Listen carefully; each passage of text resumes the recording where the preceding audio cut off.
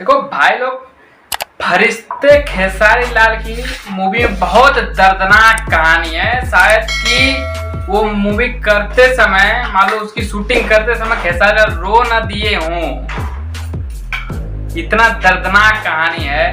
पागल का रोल करते हैं वो, पूरी तरीके से पागल की तरह से लगता नहीं है कि खेसारी लाल पागल बने हैं, लगता है पागल है ही हैं। इतना खतरनाक रोल किए हैं। शायद उनको तो मेंटल तरीके से इतना टॉर्चर किया जाता है, उनको इतना टॉर्चर किया जाता है, वहां तक उनके पिता भी दीवार में लड़ा के मारते हैं। गांव भर के पूरे उनको मारते हैं, ढेला चक्का जो पाते हैं वो चला के मारने लगते हैं।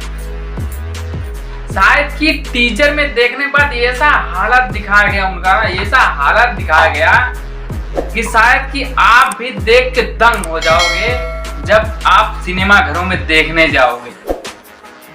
बस 2 दिन का वेट करो, फिर मूवी आप लोगों के सामने होगी। इतना दर्दनाक कहानी है ना भाई।